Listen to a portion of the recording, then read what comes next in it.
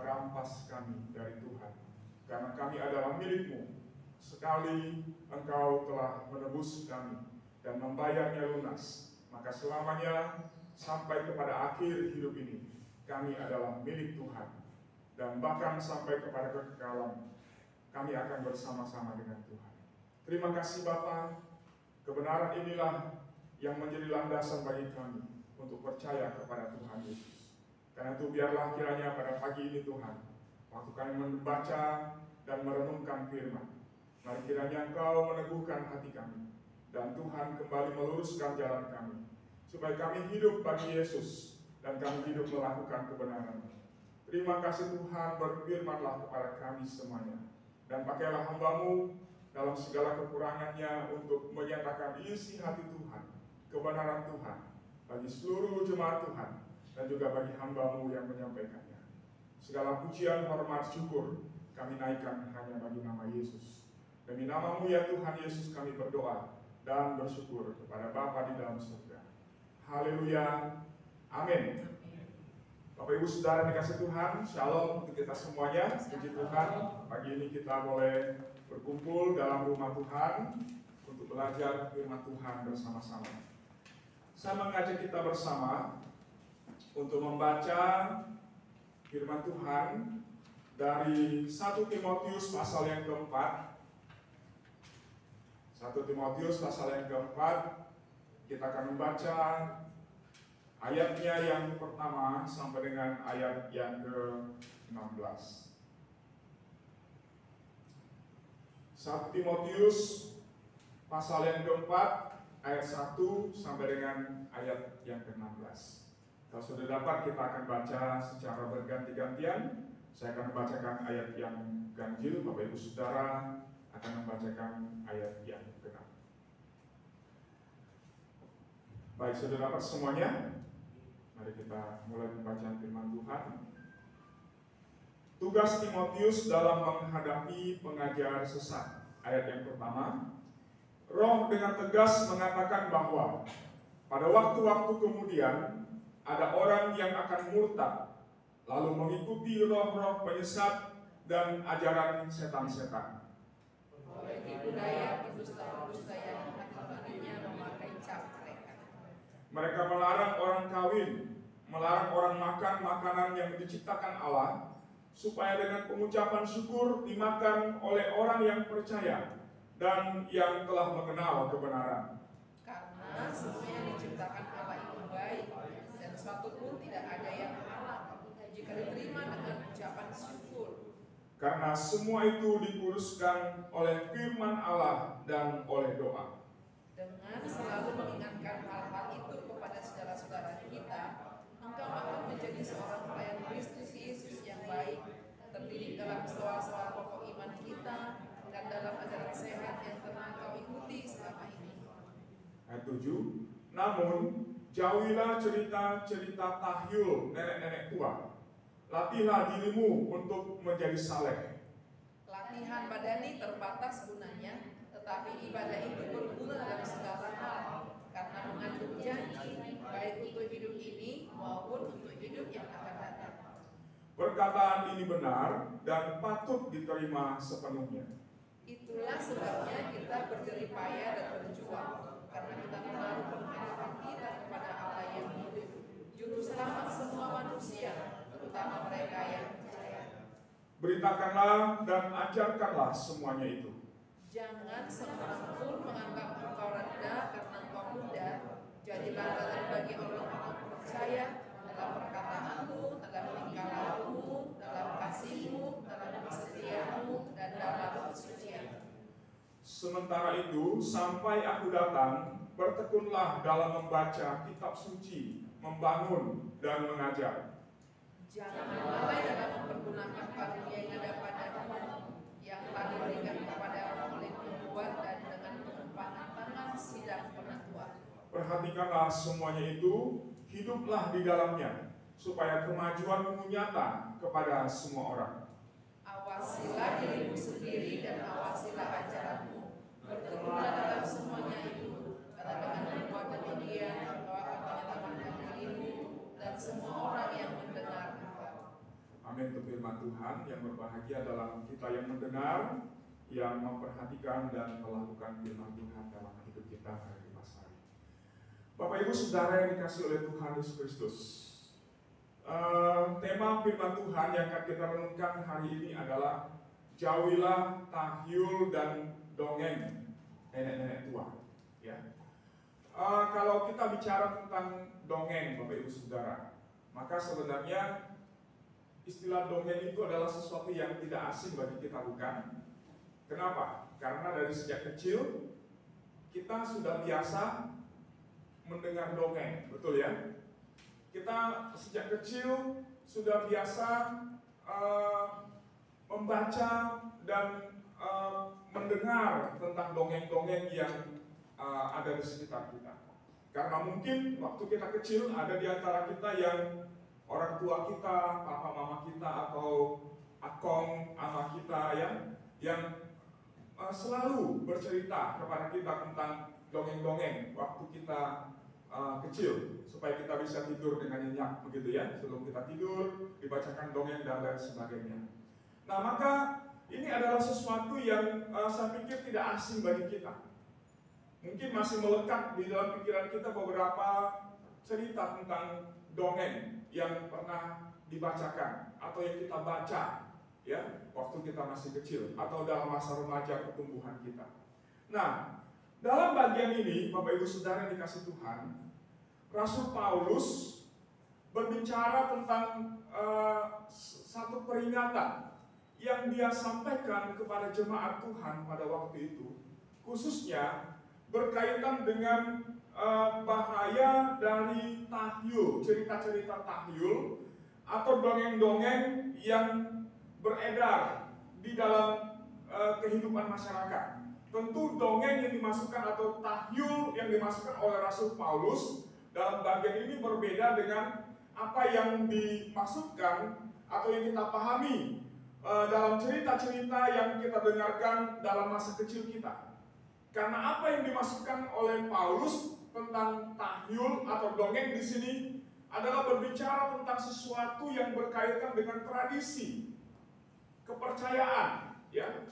Nah, dalam konteks jemaat Efesus yang dilayani oleh Timotius pada waktu itu, jemaat diperhadapkan dengan berbagai ajaran-ajaran yang diajarkan oleh beberapa orang yang mencap diri sebagai guru, sebagai pengajar di dalam jemaat, berkaitan dengan tradisi-tradisi yang bersinggungan dengan agama Yudaisme, agama Yahudi, yang didasarkan kepada peraturan-peraturan Taurat yang dibuat oleh para rabi Yahudi pada waktu itu. Sehingga kalau kita baca, kita perhatikan dalam teks firman Tuhan ini, ya, Paulus menyebut dongeng atau tahyul itu ya sebagai roh penyesat dan ajaran setan-setan. Ya, dalam hal ini menekankan kepada ajaran yang bertentangan dengan apa yang diajarkan oleh Tuhan melalui Roh Kudus, melalui para rasul yang menjadi pemimpin pengajar di dalam jemaat pada waktu itu. Ya. Nah, karena itu Bapak Ibu Saudara yang dikasihi oleh Tuhan Yesus Kristus, dalam bagian firman Tuhan ini, khususnya berkaitan dengan masa-masa menjelang perayaan Imlek, atau dalam kita menyambut Sintia yang sebentar lagi akan kita rayakan bersama, begitu ya. Maka di dalam tradisi kita, di dalam kepercayaan kita sebagai orang-orang Tionghoa, kita juga dihadapkan kepada yang namanya tradisi, kepada yang namanya cerita-cerita yang ada di seputar Imlek, ya, yang ada di seputar perayaan-perayaan yang berkaitan dengan upacara maupun juga ibadah ritual-ritual yang dilakukan dalam tradisi orang Tionghoa untuk menyambut Imlek. Nah, tentu sebenarnya bukan hanya orang Tionghoa yang punya cerita-cerita atau tahyul-tahyul yang berkaitan dengan perayaan sukunya, tapi dalam suku-suku yang lain juga begitu. Ada hal-hal yang berkaitan dengan tradisi, kepercayaan di dalam suku itu yang diturunkan secara turun-temurun dari generasi-generasi yang sebelumnya, kepada generasi yang ada di bawahnya, bahkan sampai kepada zaman kita, masa kita sekarang ini.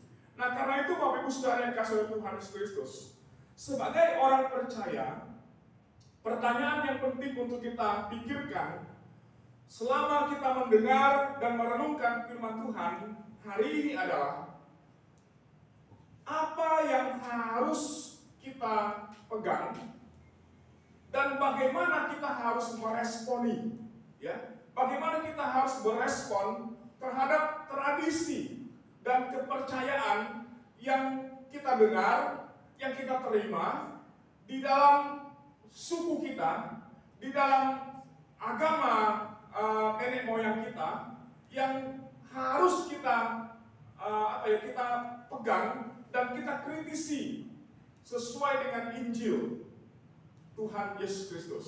Maka ini adalah sesuatu hal yang penting untuk kita pikirkan supaya kita akhirnya memahami dengan jelas bagaimana kita harus mengekspresikan iman kita di tengah-tengah dunia sebagai orang-orang yang percaya kepada Tuhan Yesus Kristus. Nah, Bapak Ibu Saudara yang dikasih Tuhan Yesus Kristus, kalau kita membaca di dalam ayat yang pertama, Paulus memulai perikop ini dengan menekankan tentang otoritas dari Roh Allah atau Roh Kudus yang mengajar jemaat tentang firman Tuhan untuk hidup di dalam firman. Maka di dalam ayat yang pertama Paulus katakan apa? Roh dengan tegas mengatakan, atau Roh dengan tegas, dengan jelas, secara gamblang, tidak ada sesuatu yang tidak bisa dipahami bahwa pada masa-masa akhir ini akan muncul berbagai macam pengajaran-pengajaran di dalam kehidupan orang percaya seputar tradisi dan kehidupan sebagai manusia yang hidup diatur berdasarkan adat dan istiadat yang berlaku di tengah-tengah masyarakat. Nah, Bapak Ibu Saudara yang dikasihi Tuhan, kenapa Roh menyatakan itu dengan tegas kepada kita? Kenapa Roh Kudus membukakan hal ini untuk menjadi perhatian kita, untuk menjadi sesuatu yang perlu kita pikirkan dengan serius? Karena dalam kehidupan kita sebagai manusia, kita tidak bisa melepaskan diri dari yang namanya tradisi, betul ya? Kita tidak bisa melepaskan diri dari yang namanya adat.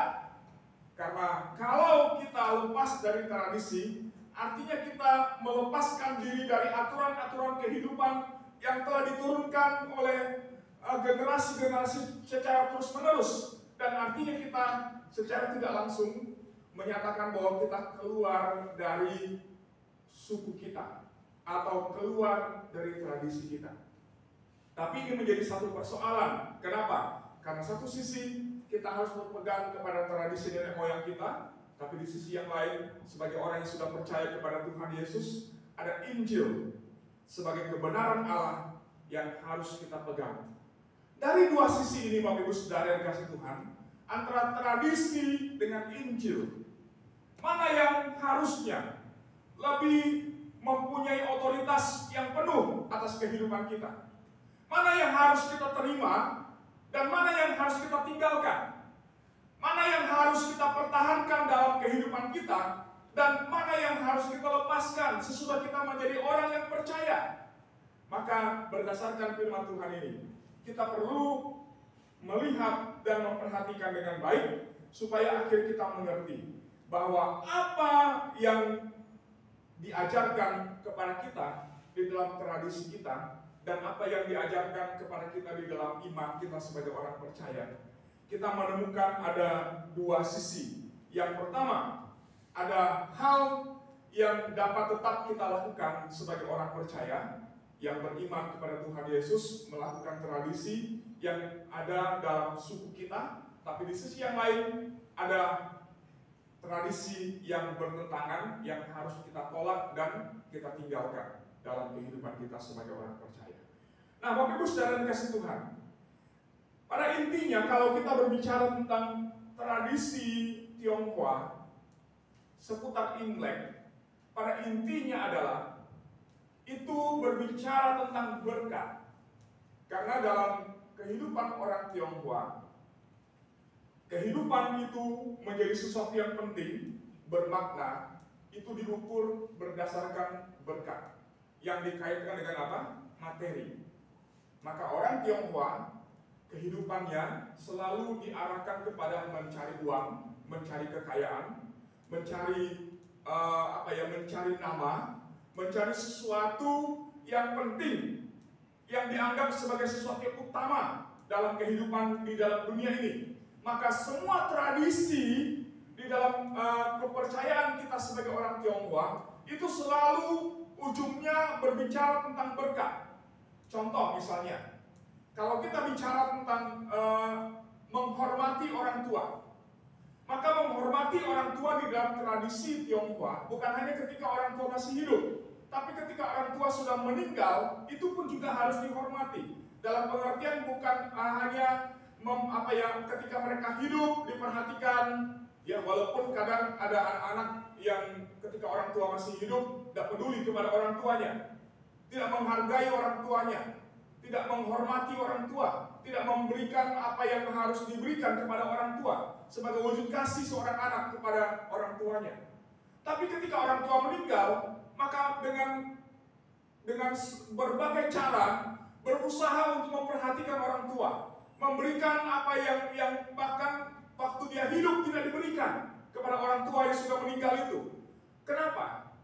Karena di dalam konsep berpikir orang Tionghoa adalah takut dikutuk, takut untuk hidupnya tidak dapat mencapai keberhasilan. Karena seolah-olah orang tua yang telah meninggal itu menjadi dalam tanda kutip sesuatu yang akan mendatangkan bahaya, yang mendatangkan celaka bagi anak kalau tidak memperhatikan dan memberikan makanan atau memperhatikan apa yang dibutuhkan oleh orang tua yang sudah meninggal itu. Dan itu ujung-ujungnya bicara tentang apa? Materi, bicara tentang duit, bicara tentang hidup, mencapai kekayaan, kesuksesan dan sebagainya. Nah, Bapak Ibu saudara dikasih Tuhan, kalau kita mencermati tradisi ini, ajaran yang diturunkan secara turun-temurun, yang sebenarnya itu berawal dari ajaran yang diajarkan oleh Konghucu sebenarnya. Pertanyaannya adalah, apakah firman Tuhan mengajarkan kepada kita sebagai anak untuk menghormati orang tua?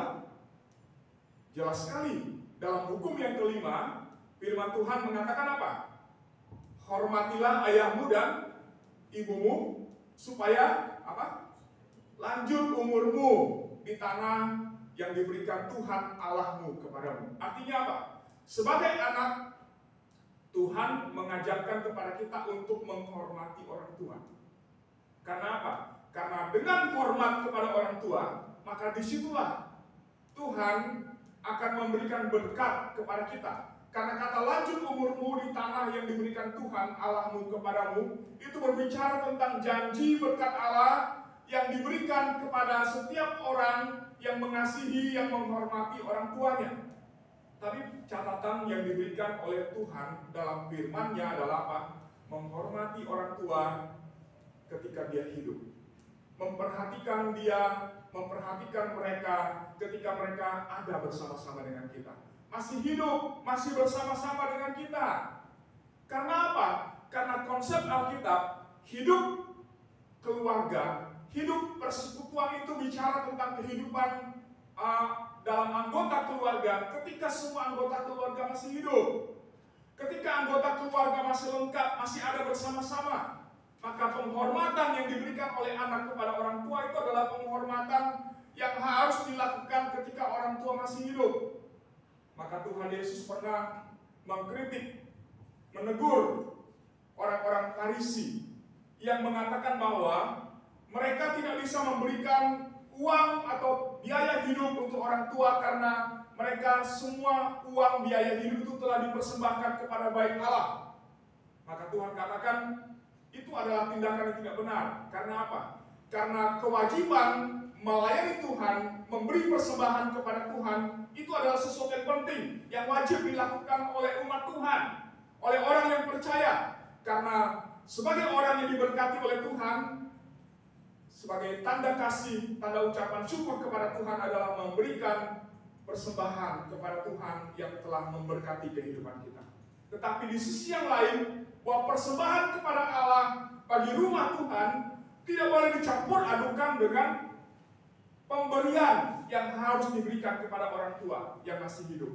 Karena itu Bapak Ibu Saudara yang kasih Tuhan, Tuhan Yesus menegur orang-orang Farisi, pemuka-pemuka agama Yahudi, karena mereka memutarbalikkan firman Tuhan dan mengajarkan kesesatan kepada jemaat pada waktu itu, dan akhirnya mereka mengambil keuntungan bagi diri mereka sendiri. Nah, Bapak Ibu Saudara yang dikasih Tuhan, lalu kemudian ketika orang tua meninggal, bagaimana hubungan kita dengan orang tua?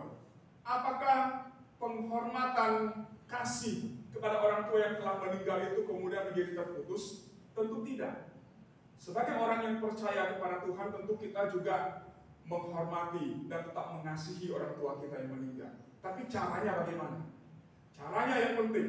Bukan masalah kasih atau penghargaan itu diukur berdasarkan nilai tertentu, bukan. Tapi bagaimana caranya kita mengasihi orang tua kita yang telah meninggal. Cara yang benar adalah mengingat akan kasih mereka kepada kita. Maka sebagai anak kita terus mengenang masa-masa yang baik, pengalaman-pengalaman yang indah yang sudah jalani bersama dengan orang tua. Orang tua kita punya kelemahan dan kekurangan, maka jangan ingat kelemahan mereka. Jangan ingat segala kekurangan mereka, tapi ingatlah yang baik yang Tuhan karuniakan bagi kita melalui orang tua kita, dan hormatilah mereka. Tetap hiduplah sebagai anak yang hidup dalam memori yang baik itu, mengenang pengalaman-pengalaman yang indah bersama dengan orang tua. Lalu kemudian caranya bagaimana?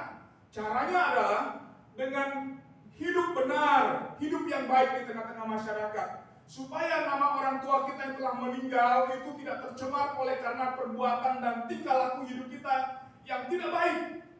Karena seringkali kan seorang anak, yang kelakuan hidup seorang anak akan membawa nama baik atau nama buruk bagi orang tua, betul ya? Kalau seorang anak hidupnya benar, maka yang akan harum nama siapa? Orang tua. Wah, anak si A baik sekali ya. Anak si B, wah itu luar biasa sekali. Tapi kalau kelakuan kita buruk, yang akan tercemar siapa? Nama siapa? Nama orang tua kita. Orang tua kita akan malu. Orang tua kita akan mempunyai nilai yang buruk dalam pandangan masyarakat. Oh, dia tidak bisa didik anaknya. Anaknya jahat, anaknya anak yang nggak baik, gitu kan? Nah, Bapak Ibu Saudara dikasih Tuhan, maka tanda bakti kita, tanda kasih kita kepada orang tua yang masih hidup dan orang tua yang sudah meninggal adalah dengan cara menjaga nama baik orang tua kita, supaya nama mereka tetap harum dan dikenal baik di tengah-tengah masyarakat. Itu yang penting. Tetapi memberi makan kepada orang tua yang meninggal, apakah itu adalah sesuatu yang baik? Tujuannya baik, tapi caranya itu adalah sesuatu yang tidak baik. Kenapa? Karena pertanyaannya adalah, apakah orang yang sudah meninggal bisa makan? Waktu kita letakkan, ketika misalnya orang tua kita meninggal di rumah duka, di meja di depan peti jenazah kita taruh apel yang paling bagus yang mungkin harganya sampai ratusan ribu. Kita taruh ayam yang terbaik, bebek dan lain sebagainya. Kira-kira makanan-makanan yang kita sajikan di depan peti jenazah itu dimakan nggak, Bapak Ibu Saudara? Dimakan nggak? Yang makan siapa? Ujung-ujungnya yang makan adalah yang membawa dan meletakkan di depan di meja itu, ya kan? Atau yang pertama kali makan adalah siapa? Lalat yang hinggap di makanan-makanan yang disajikan di depan itu. Nah, Bapak Ibu Saudara dikasih Tuhan. Lalu kemudian ada ajaran yang mengatakan bahwa orang tua kalau sudah meninggal dia perlu sesuatu di sana. Maka sebagai anak kita harus kirim dari sini supaya apa yang dibutuhkan di alam sana dia bisa cukup. Bapak Ibu Saudara dikasih Tuhan, bagi kita sebagai orang yang percaya kepada Tuhan Yesus Kristus yang meninggal di dalam Tuhan, kita tidak perlu khawatir akan hidup kita di sana, di tempat yang jauh di sana, dalam kehidupan yang sesudah kematian. Kenapa? Karena tempat yang ada disediakan Tuhan bagi kita jauh melebihi apa yang dapat kita nikmati selama kita hidup di dalam dunia. Itu adalah melebihi apa yang kita punya selama kita hidup dalam dunia. Dan sebenarnya apa yang kita kirim ke sana, ya, yang kita bakar sebagai tanda kita kirim ke sana, itu tidak ada maknanya apa, tidak berguna sama sekali, dan tidak sampai ke situ. Karena apa?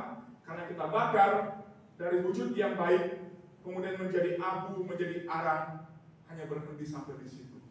Tidak ada sesuatu yang dapat dikirim ke alam lain. Karena apa yang ada di dunia hanya berlaku untuk dunia. Dan apa yang ada di dalam roh itu adalah sesuatu yang hanya dapat dipakai di alam roh. Maka kita ingat, Bapak Ibu Saudara yang dikasihi Tuhan, ajaran Tuhan Yesus tentang orang yang meninggal.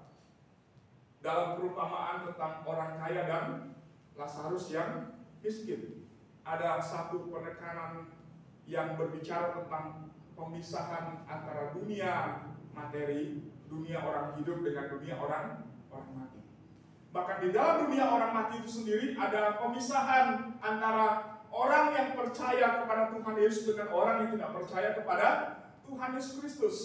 Maka Bapak Ibu Saudara dikasihi Tuhan, orang kaya yang tidak mengenal Tuhan, yang tidak percaya kepada Tuhan, yang hidupnya hanya memikirkan poya-poya dan kesenangan dunia ini saja, tidak pernah berpikir tentang Tuhan, tidak mencari Tuhan dalam hidupnya. Ketika dia mati, dia masuk dalam neraka, tempat penghakiman dan penyiksaan yang kekal itu. Maka di situ dia menderita. Dan kemudian dalam penderitaannya dia berseru kepada Bapak Abraham dan Lazarus yang duduk di pangkuan Bapak Abraham pada waktu itu, meminta pertolongan supaya rasa haus yang dia rasakan di dalam neraka tempat penyiksaan yang kekal itu bisa dihapuskan dengan memberikan air minum kepadanya. Tapi jawaban Yesus melalui pengajaran itu apa?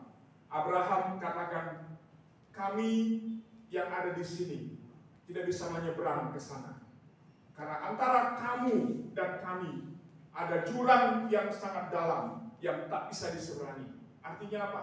Antara orang yang meninggal, yang percaya Yesus dengan yang tidak percaya Yesus, mereka tidak bisa saling mengunjungi. Mereka hanya bisa saling melihat, tetapi mereka masih bisa saling mengenal. Si A, si B, si C, tapi mereka tidak bisa saling mengunjungi.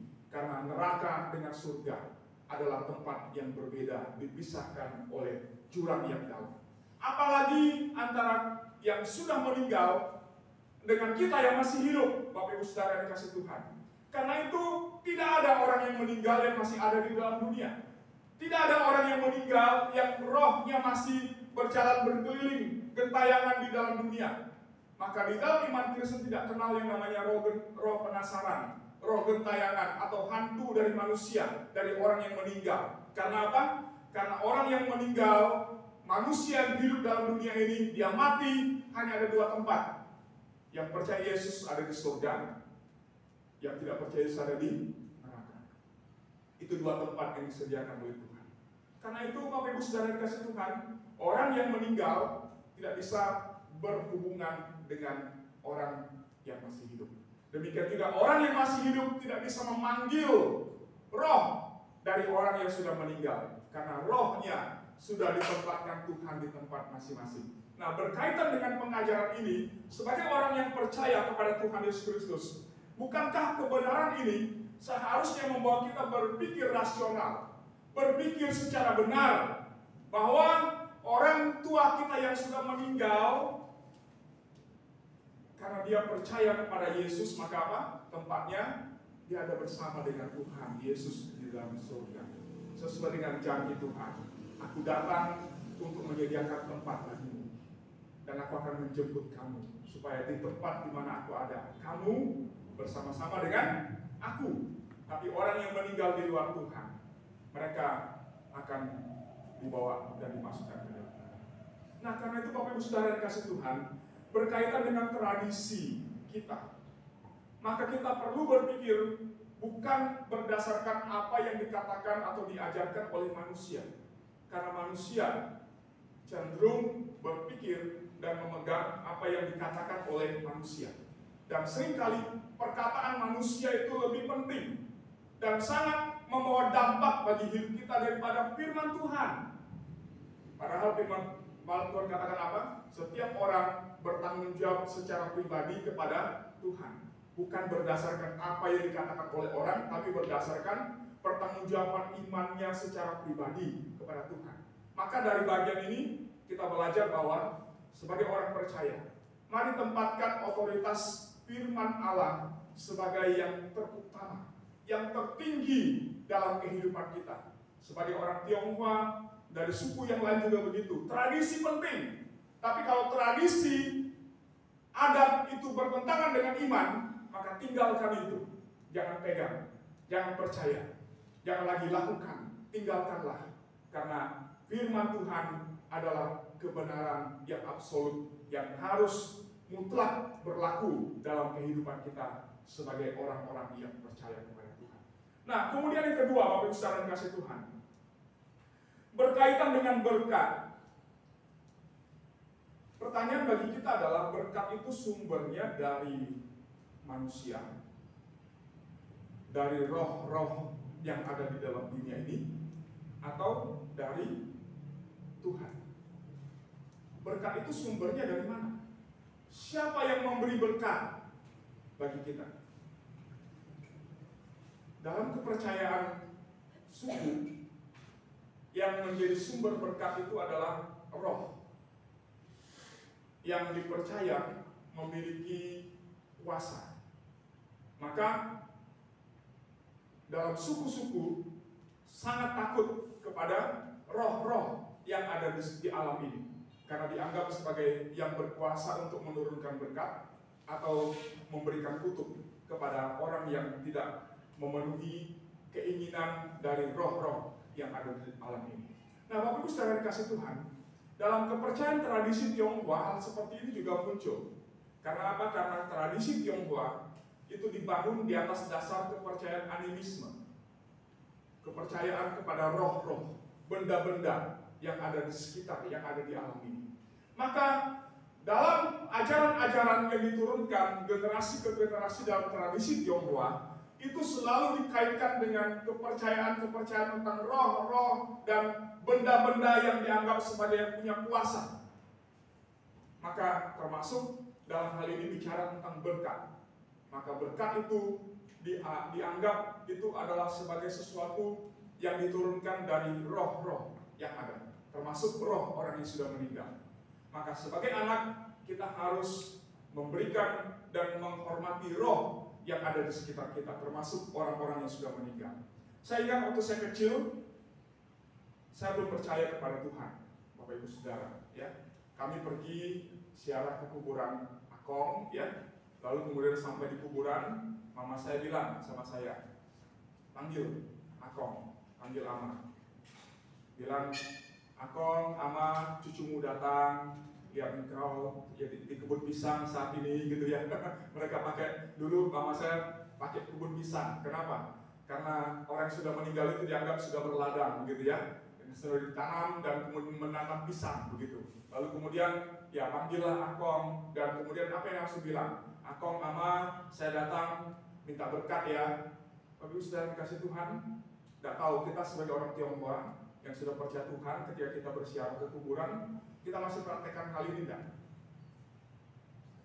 Di suku Batak itu biasa kalau siarah ke kuburan bukan cuma sekedar datang tabur bunga, tapi juga biasanya ngomong sama roh orang yang sudah meninggal.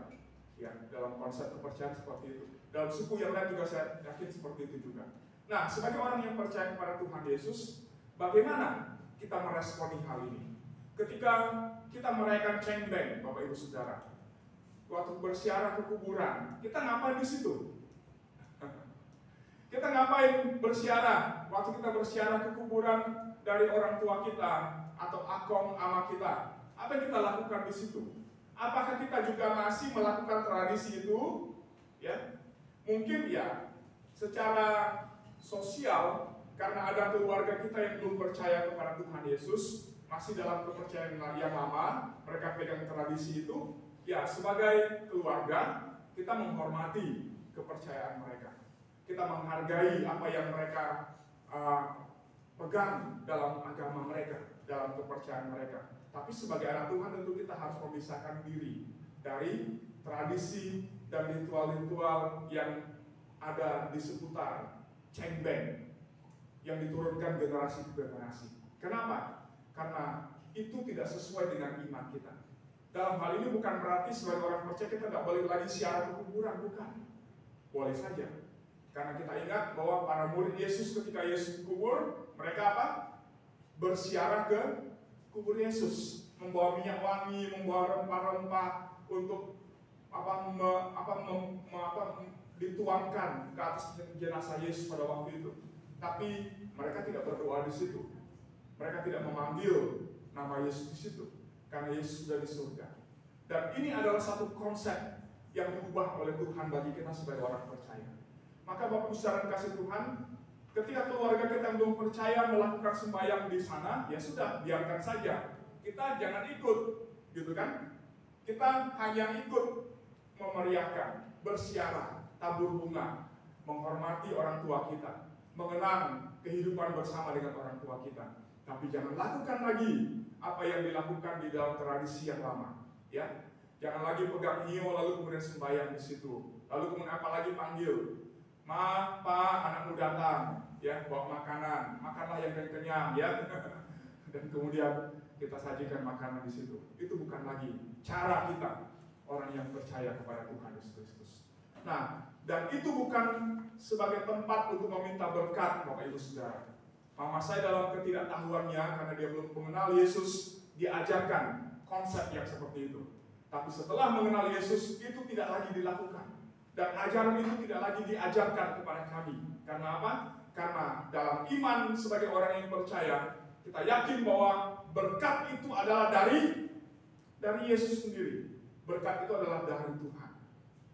Karena itu Bapak Ibu Saudara dikasih Tuhan Yesus Kristus, sebagai orang yang percaya kepada Tuhan Yesus Kristus, kita perlu bijak di dalam melihat dan memahami setiap tradisi yang ada dalam suku kita. Dan sesuai dengan apa yang dikatakan oleh Rasul Paulus kepada kita, ya. Dia katakan di dalam ayat yang ke-7, ini menjadi sesuatu yang penting. Dia katakan, "Namun jauhilah cerita-cerita tahyul nenek-nenek tua. Latihlah dirimu untuk menjadi saleh."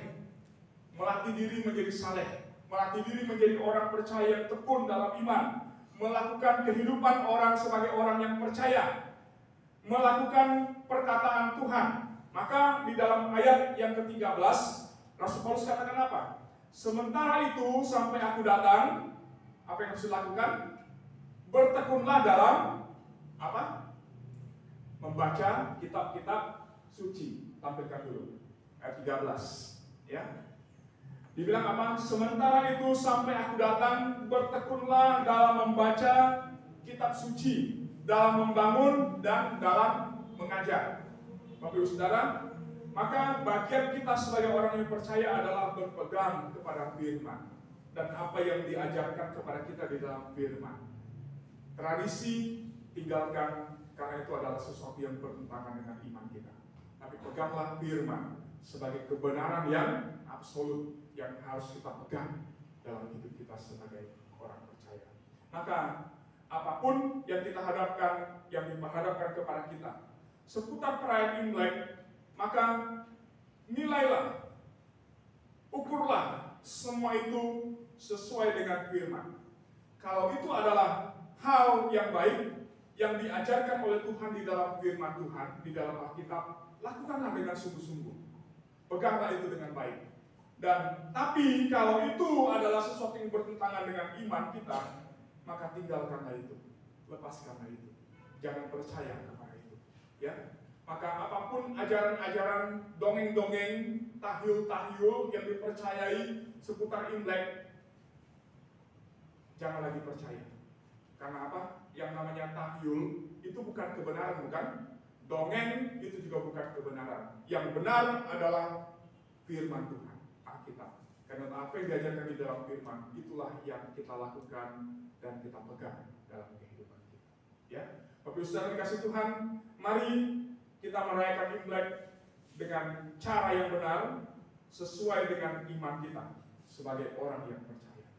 Dan tinggalkanlah sesuatu hal yang tahyul, yang bukan dari Tuhan.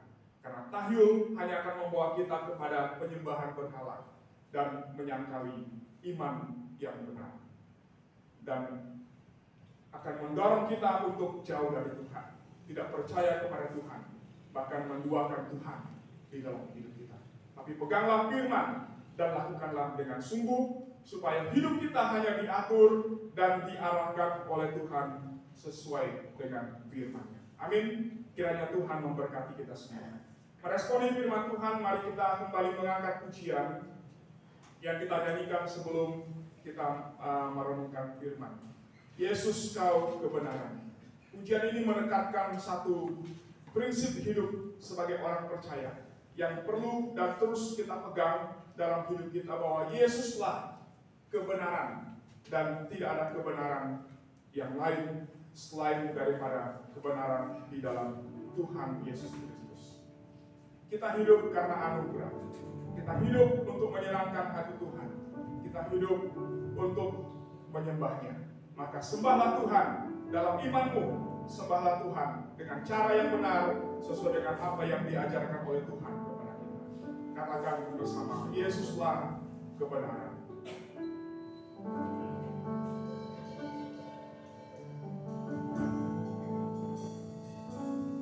Yesuslah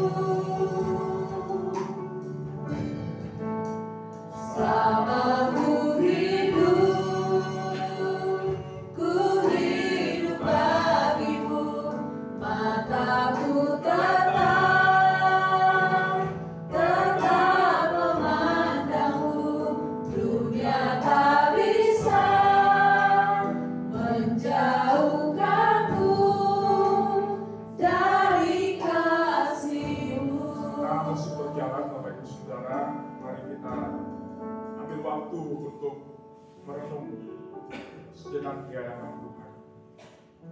Sebagai orang percaya yang hidup di dalam dunia dengan tradisi dan kepercayaan yang kita turunkan dari suku kita masing-masing. Bagian apa dari hidup sebagai orang percaya itu yang masih harus terus dimurnikan oleh Tuhan? Kepercayaan apa yang masih melekat pada diri kita, yang kita tahu itu adalah sesuatu yang bertentangan dengan firman, tapi kita masih lakukan, kita masih percaya, kita masih meyakini sebagai sesuatu yang memberi kuasa, memberi berkat bagi hidup kita. Firman Tuhan hari ini mengingatkan kepada kita bahwa kebenaran yang sejati adalah firman Tuhan. Maka peganglah Alkitab dan apa yang diajarkan oleh Alkitab kepada kita. tinggalkanlah kebenaran yang palsu. Sekalipun itu adalah sesuatu yang baik menurut ukuran dunia, tapi tidak dalam pandangan Tuhan.